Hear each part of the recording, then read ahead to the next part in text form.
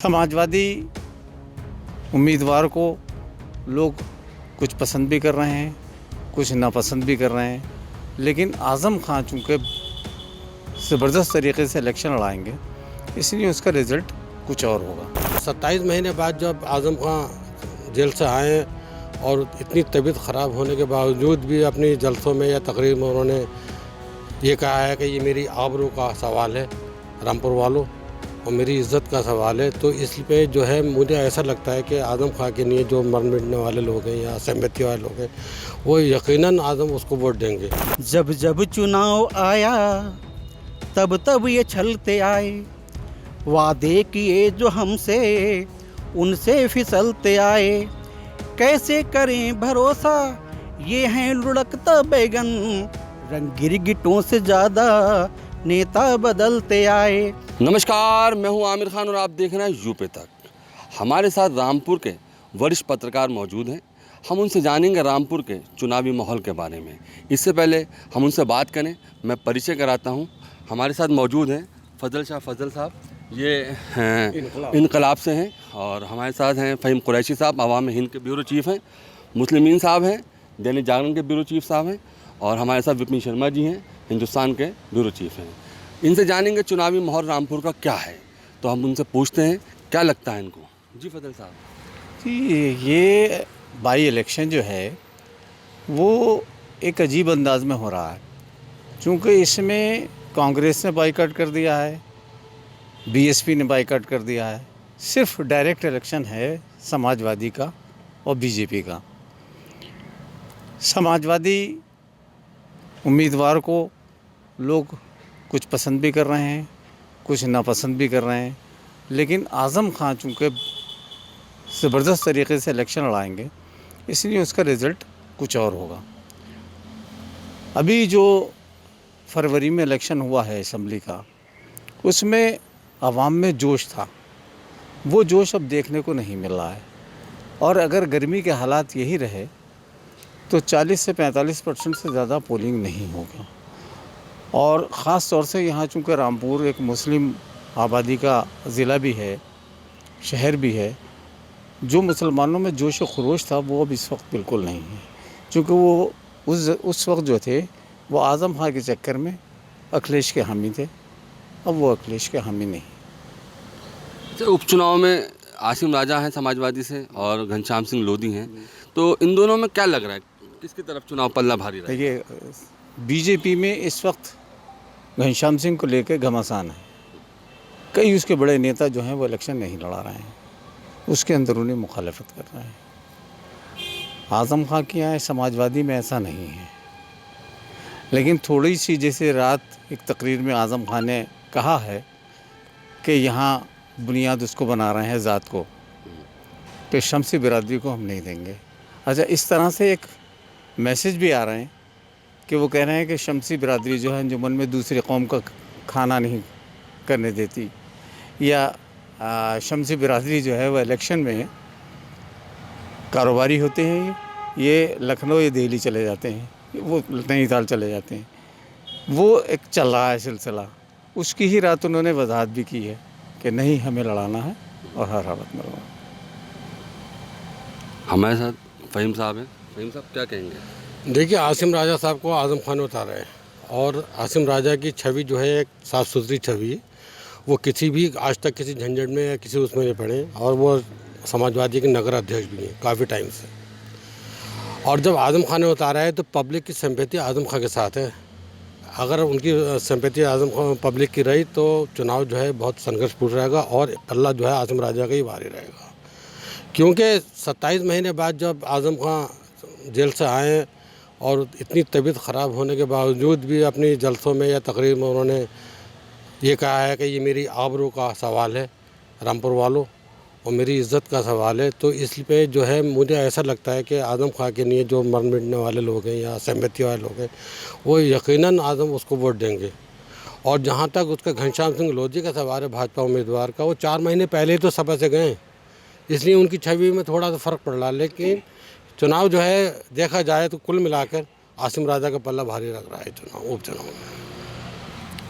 मुस्लिमीन साहब, आपको क्या लग रहा है? लोकसभा उपचुनाव में लोगों में पहले जैसा जज्बा देखने को नहीं मिल रहा है। जिस तरीके से विधानसभा चुनाव में लोगों में जज्बा था, बीजेपी के लोग थे या समाजवादी के, बहुत बढ़ चढ़ कर चुनाव में हिस्सा ले रहे थे।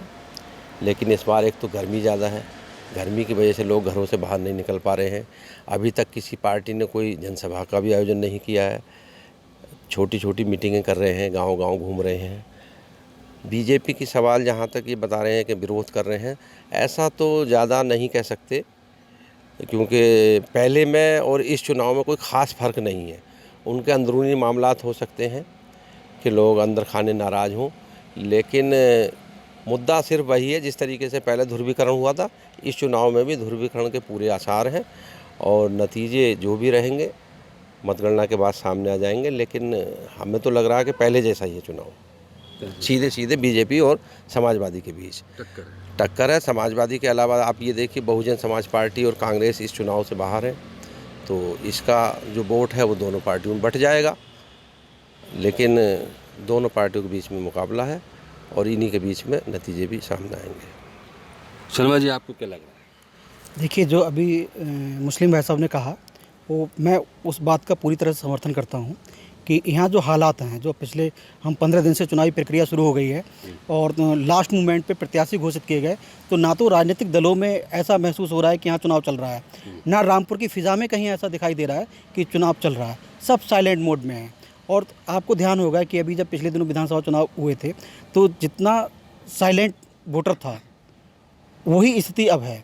तो ऐसी स्थिति में ये कुछ नहीं कहा सकता कि कौन जीतेगा या कौन हारेगा। दोनों ही अपने आप में सक्षम हैं। अगर इधर पूर्व एमएलसी हैं तो वो भी अल्पसंख्यक आयोग के सदस्य रह चुके हैं और आजम खां के सबसे करीबी हैं। और मेरा ये मानना है कि रामपुर में चुनाव आजम खां नहीं लड़ाते, चुनाव जो है वो कार्यकर्ता लड़ाते हैं, और रामपुर में सपा मतलब आजम खां मतलब सपा। तो यहाँ का चुनाव जो है वो आजम खां जिसे चाहेंगे वो सपोर्ट करेगा, वो वोट करेगा। और जैसा उन्होंने कल तकरीर में कहा है कि यहाँ आवाम से जो मैंने कहा था कि टीपू को सुल्तान बना दो, तो टीपू को सुल्तान बनाया, और अब मैं कहता हूँ कि आसिम को राजा बना दो। तो मैं यही मानूंगा कि हाँ, आसिम को राजा बनाना है। तो आजम खां की तकरीर 12 जून को उन्होंने फिर एक जनसभा करेंगे। तो ऐसा नहीं है कि वो आज भी दिलों पर राज करते हैं, और आजम खां की तकरीरें बहुत कुछ चेंज करेंगी। शर्मा जी, नवाब ख़ानदान ने भाजपा को समर्थन किया है, नवाब कासिम अली खान ने, उसको किस नज़र से देखते हैं? देखिए, लोकतंत्र में जनाधार की अहमियत होती है, उसी से आकलन किया जाता है कौन कितना ताकतवर है। विधानसभा चुनाव के परिणाम हम सभी लोग यहाँ पर हैं, जो लोग 4000 वोट नहीं छू पाए हों, तो क्या कह सकते हैं।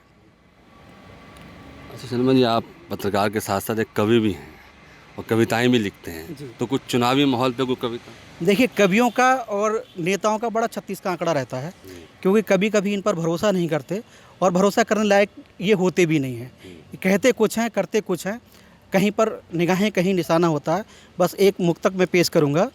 जब जब चुनाव आया तब तब ये छलते आए, वादे किए जो हमसे उनसे फिसलते आए, कैसे करें भरोसा ये हैं लुढ़कता बैगन, रंग गिरगिटों से ज़्यादा नेता बदलते आए, रंग गिरगिटों से ज़्यादा नेता बदलते आए।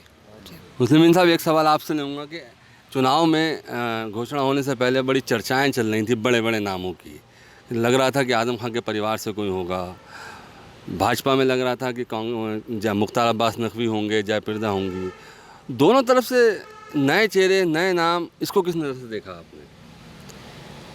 आजम खां की पत्नी डॉक्टर तजीन फातिमा का नाम लगभग फाइनल सा हो गया था, ऐसा सभी लोग कह रहे थे।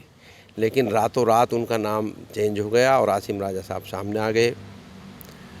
इसी तरीके से भाजपा में मुख्तार अब्बास नकवी साहब, जयप्रदा जी, इनका नाम लोग फाइनल मान रहे थे। इन्हीं के बीच में कह रहे थे किसी एक को टिकट मिलेगा।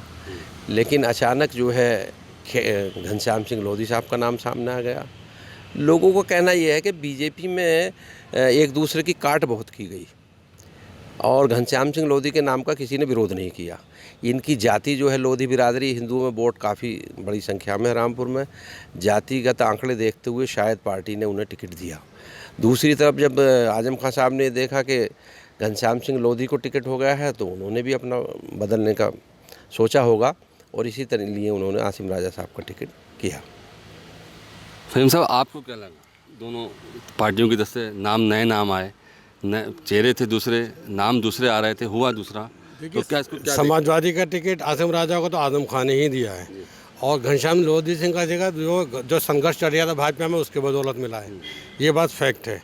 दूसरी बात है, अभी आपने एक क्वेश्चन करा था कि नवेद मियाँ के उससे नवाब खानदान समर्थन से नवाब खानदान है, इससे तो सीधा सीधा जो है समाजवादी पार्टी को फ़ायदा है, क्योंकि उन कांग्रेसी लोग उनसे बहुत चढ़ रहे हैं बहुत बुरी तरीके से, क्योंकि ये क्या है, भाजपा का समर्थन, उससे पहले भी उनका बेटा अपना दल से चुनाव लड़ चुका है विधानसभा का, तो इससे तो जो है समाजवादी पार्टी को फ़ायदा। दूसरी बात ये है कि आज का जो माहौल चल रहा है गर्मी का, आचार संहिता चल रही है और उसमें जो है बिजली विभाग और ये वाहन विभाग जो वाहन चेकिंग और बिजली चेकिंग कर रहा है, उससे हाहाकार मचा हुआ पूरे शहर में।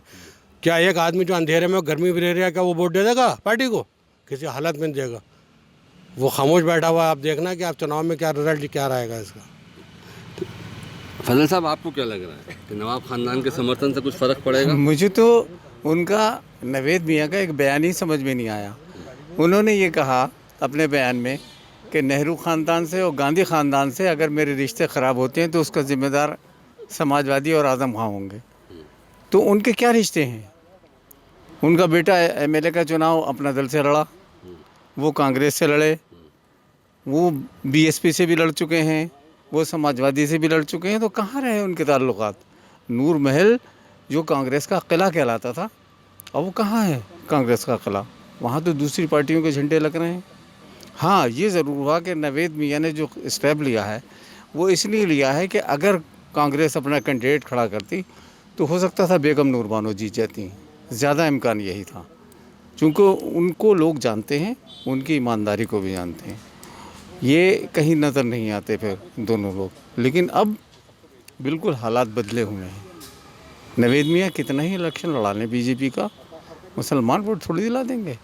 पिछले इलेक्शन में जो एमएलए का हुआ था, आज़म खां के ख़िलाफ़ कितनी कोशिशें करी, कितने मुस्लिम लीडर हनी के साथ जलसे कर रहे थे, लेकिन को वोट गया, बल्कि और उनको हिंदू वोट मिला प्लस वोट आज़म खां, उनकी जीत की वजह थी। दूसरी चीज़ ये है कि ये जो तंजीम फातिमा को अगर टिकट नहीं मिला है और आज़म खां ने नई हिकमत अमली इख्तियार की है आसिम राजा को टिकट देके, ये उनके सियासी करियर में बहुत लंबा इजाफा करेगा, क्योंकि हर आदमी ये करता है कि ये आज़म खां ने जो वो दिखा रहे थे अखिलेश से मुखालफत, वो सिर्फ इसलिए दिखा रहे थे कि मेरी बीवी को टिकट मिलना चाहिए, वो दाग उन्होंने धो दिया, चाहे वो कुछ भी रहा हो कोई ऐसे, लेकिन उन्होंने उसको अपने एक कारिंदे को, अपने एक कारकुन को जो उनका सबसे करीबी था, उसको टिकट दिया। हालांकि आसिम राजा 1989 में म्यूनिसिपल बोर्ड के मेंबर भी रह चुके हैं, जूनियर वाइस चेयरमैन भी रह चुके हैं,